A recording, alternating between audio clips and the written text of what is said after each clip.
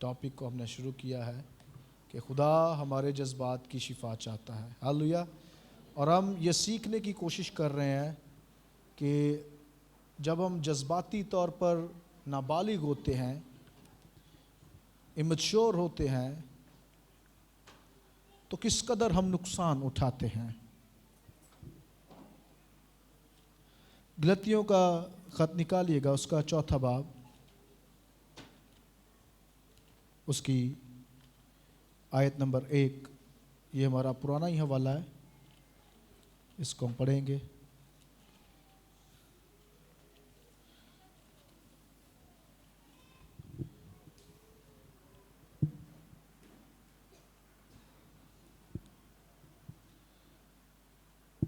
Bible میں لکھا ہے، لیکن میں یہ کہتا ہوں کہ وارث جب تک بچہ ہے، اگرچہ وہ سب کا مالک ہے، اس میں اور غلام میں کچھ فرق نہیں. لیکن میں یہ کہتا ہوں کہ وارث جب تک کیا ہے؟ بچہ ہے، اگرچہ سب کا مالک ہے، سب کا مختار ہے، سب اس کی ملکیت ہے،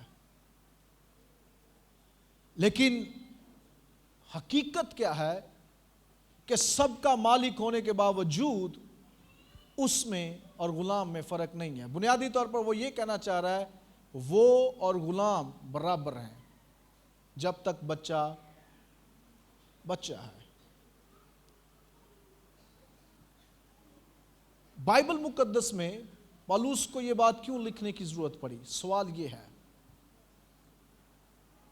کیونکہ جب بھی ہم بائبل کا مطالعہ کرتے ہیں یا بائبل کو پڑھتے ہیں تو اس کے پیچھے کی وجہ جاننا ضروری ہے. کیونکہ بائبل میں کچھ بھی ایسا تحریر نہیں ہے جو بلا وجہ ہو یا بغیر کسی مقصد کے ہو. ممکن ہے کہ اس کلیسیا کے ساتھ کچھ ایسے حالات ہوں یا انہیں ایسے مصائب کا سامنا ہو جو ان کی روحانی زندگی کو گہرے طور پر متاثر کر رہے ہیں. اور نہ صرف متاثر کر رہے ہیں بلکہ یہ مصائب جن سے یہ گزر رہے ہیں وہ انہیں روحانی طور پر ایسی حالت میں رکھ رہے ہیں جو ایک چھوٹے بچے کی ہوتی ہے. اور ہم اپنی جسمانی حالت سے بھی جانتے ہیں کہ بچے کے ساتھ کیا ہوتا ہے. بچہ، اس پہ زیادہ چیزوں کا ہم بھروسہ نہیں کر سکتے، وہ اچھا یا درست فیصلہ نہیں لے سکتا، وہ چیزوں کی قیمت نہیں جانتا، وہ چیزوں کی ورتھ نہیں جانتا. اب جب خادم یہ بات لکھ رہا ہے تو اصل میں ہو کیا رہا ہے؟ ہو یہ رہا ہے کہ یہ مسیح کے لوگ ہونے کے باوجود پرانے کاموں میں جانا چاہتے ہیں، پرانی عادتوں کو اپنانا چاہتے ہیں، پرانے طور طریقوں کو مسیح کی نجات کا مترادف سمجھنا چاہتے ہیں. اور خادم یہ انہیں سمجھانا چاہ رہا ہے کہ ایسا کرنا یعنی کہ پرانی باتوں میں چلے جانا، پرانی روایات میں چلے جانا. جیسے آج بھی بہت سے لوگ مسیح کو تو مانتے ہیں لیکن اپنی روایات کو نہیں چھوڑتے. جو کچھ انہیں باپ دادا سے ملا ہے یا جو کچھ ان کو ان کے باپ دادا سے ملا ہے، آباء و اجداد سے ملا ہے، وہ ایسی پرانی رسموں کو جو بائبل کی تعلیمات کے الٹ ہیں، نفی کرتی ہیں، انہیں چھوڑنے کے لیے تیار نہیں ہیں. میں یہاں پر یہ بھی بات کلیئر کر دوں کہ ایسی رسمیں بھی ہیں جو مثبت ہیں، جو درست ہیں، اور جن کا استعمال اگر ہم درست کریں تو ان سے فائدہ اٹھا سکتے ہیں.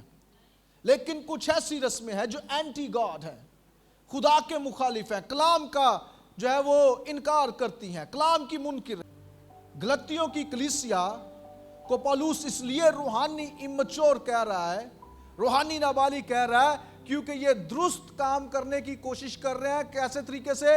غلط طریقے سے. کیا کیسے طریقے سے؟ غلط طریقے سے. مثلا یہودی انہیں کہہ رہے ہیں کہ جب تک تم جسم کا ختنہ نہیں کراؤ گے تم ابراہیم کی برکتوں میں شامل نہیں ہو سکتے، تم ابراہیم کے وعدوں میں شامل نہیں ہو سکتے. تو وہ تو ایک ایسی روایات اور عقائد اور مذہب کا شکار ہیں جن میں ملٹیپل گاڈز ہیں، بہت زیادہ خداؤں کی پرستش کرنے والے لوگ مسیح کو قبول کیے ہوئے ہیں، رائٹ۔ میں اس سے تمثیلاً پیش کرنا چاہوں گا، 3 لوگ سامنے جلدی سے آئیں۔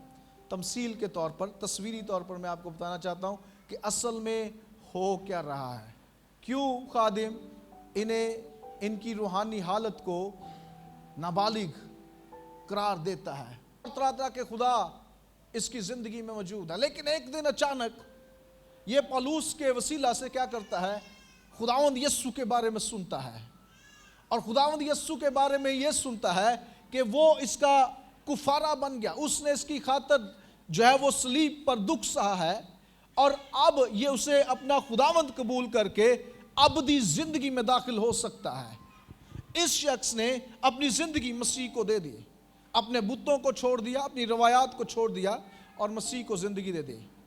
اب ایک یہ شخص ہے جو کیا ہے، یہودی ہے، یہ جب دیکھتا ہے اسے کہ یہ یسوع کی پرستش کرنے لگ پڑا ہے، تو یہ شخص اس کے پاس آتا ہے اور کہتا ہے نہیں ٹھیک ہے، تم نے یسوع کو قبول کر لیا ہے، لیکن ایک بڑی رکاوٹ ہے۔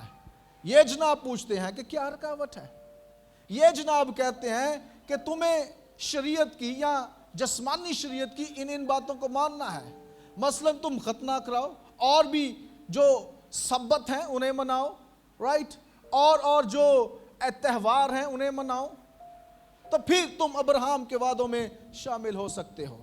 یسوع ٹھیک ہے، وہ نجات دہندہ ہے، لیکن ابراہم کے وعدوں میں شامل ہونے کے لیے تجھے یہ کام کرنے ضروری ہیں۔ اور یہ چونکہ ابھی اتنی سمجھ نہیں ہے کلام میں سے، یا خدا کا اتنا تجربہ نہیں ہے، یہ جناب اپنا ہاتھ ان کے ہاتھ میں دے دیتے ہیں۔ اب لیٹ سے میں دور ہوں، میرے وسیلہ سے اس نے نجات پائی، میں دور ہوں، مجھے پتا چلا، لیٹ سے میں پولس ہوں، مجھے جب پتا چلا، یا طارق کو ہم پولس فی الحال بنا لیتے ہیں، اس کو پتا چلا کہ یہ پرانی رسموں میں شامل ہونے کی کوشش کر رہا ہے۔ پھر یہ شخص کلام لکھتا ہے، اور کلام لکھتے ہوئے تنبیہ کر رہا ہے کہ اگر تو پرانی رسموں میں، جو یہودی رسمیں ہیں جن کا مسیح سے کوئی اتنا زیادہ واسطہ نہیں ہے، اگر تو ان کو کرنے کی کوشش کر رہا ہے تو تو ابھی تک روحانی بچہ ہے۔ مشکل کیا ہے؟ یہ شخص اپنی طرف سے ٹھیک کرنے کی کوشش کر رہا ہے، رائٹ، یہ تو چاہتا ہے کہ میں مسیح میں بڑھ جاؤں، میں خدا کے بارے میں جانوں، ایسے خدا کے بارے میں جو ون ان آل ہے، جو ایک ہی ہے اور سب کچھ کر سکتا ہے۔ اسے اب پتا ہے کہ اگر میں نے جو ہے مجھے اپنے خاندان سے محبت کرنا ہے تو مجھے محبت والے دیوتا کے پاس جانے کی ضرورت نہیں ہے، یا اگر میرے اولاد نہیں ہو رہی تو اولاد والی دیوی کے سامنے جھکنے کی ضرورت نہیں ہے۔ God is all in one، جو یہوہ ہے وہ کیا ہے؟ وہ ایک ہی ہے۔ اسی لیے خدا نے اسرائیل سے کہا کہ موسیٰ کے ذریعے سے لکھوایا کہ اے اسرائیل، خداوند تیرا خدا ایک ہی ہے، you have one God جو سب کچھ کر سکتا ہے۔ تجھے بارش چاہیے، یہی خدا کام آئے گا۔ تو مشکلات کا شکار ہے، بیماریوں کا شکار ہے، یہی خدا تیرے کام آئے گا۔ We have only one God، ہمارا صرف ایک خدا ہے۔ یہ اپنی طرف سے ٹھیک کرنے کی کوشش کر رہا ہے، رائٹ۔ آج بھی بہت سے لوگ ہیں، کام تو خدا کا کرنا چاہتے ہیں پر طریقے غلط استعمال کرتے ہیں۔ جلال وہ یسوع کو دینا چاہتے ہیں۔ میں اگر یہاں پر آپ سب سے پوچھو تو کوئی بھی ایسا نہیں ہے جو مسیح کو اپنی زندگی میں جلال نہیں دینا چاہتا۔ کوئی بھی یہاں پر ایسا بیٹھا ہوا نہیں ہے یا میں آن لائن سن رہا ہو جو یہ کہے کہ نہیں، میں یسوع کو جلال نہیں دینا چاہتا اپنی زندگی سے۔ نان، کوئی بھی نہیں۔ مشکل کہاں پر ہے؟ مشکل طریقوں میں ہے، مشکل ان باتوں میں ہے کہ ہم جلال تو یسوع کو دینا چاہتے ہیں لیکن سوچ اپنی آگے رکھنا چاہتے ہیں، طریقے اپنے آگے رکھنا چاہتے ہیں، باتیں اپنی آگے رکھنا چاہتے ہیں، جو ہمیں پسند ہے ہم وہ کر کے خدا کو جلال دینا چاہتے ہیں۔ and it is not going to happen، یہ نہیں ہونے والا۔ ایسا کرنے سے خدا کو جلال نہیں ملنے والا، ایسا کرنے سے آپ کو جلال مل سکتا ہے۔ آپ کی واہ واہ ہو سکتی ہے, میری تعظیم ہو سکتی ہے, رائٹ. بٹ جس کو ہم نے فوکس کیا یعنی مسیح یسوع, وہ راستے میں ہی رہ گیا. اس لیے خدا کے کام خدا کے طریقے سے کرنا بڑے ضروری ہیں. خدا کی مرضی خدا کے طریقے سے پوری کرنی چاہیے. ایسے ہی ہے جیسے جواب آتا ہے جو مرضی پکا لو, نہیں آپ بتائیں. جواب آتا ہے جو مرضی پکا لیں. اچھا جواب آتا ہے نہیں آپ بتائیں. جواب آگے سے مرد کہتا ہے آلو گوبھی پکا لیں. نہیں آلو گوبھی تو کل پکائی ہے, رائٹ. مٹر بنا لیں. مٹر تو ابھی پچھلے ہفتے ہم نے کھائے ہیں. فلانی دال بنا لیں, وہ تو ہم نے ابھی 2 دن پہلے کھائی, وہ تو ابھی بھی فریزر میں پڑی ہے, رائٹ. 6-7 جواب دینے کے بعد پھر کیا جواب ہے؟ جو آپ چاہتے ہیں آپ وہی بنا لیں, رائٹ. کبھی کبھی ہماری حالت بھی اس بیوی کی طرح ہے جو کرنی اپنی مرضی چاہتی ہے. سوری میں بیویوں کو یہاں پر یہ مثال صرف دے رہا ہوں, please don't take it on heart. چلے مرد پہ یہ بات شفٹ کر دیتے ہیں, رائٹ. سو کبھی کبھی ہماری حالت اس طرح سے ہوتی ہے, کرنا ہم اپنا چاہتے ہیں لیکن خدا کو یا خادمہ کو تو ویسے ہی پوچھ رہے ہیں کی کریے, کیسے کر لیں, رائٹ.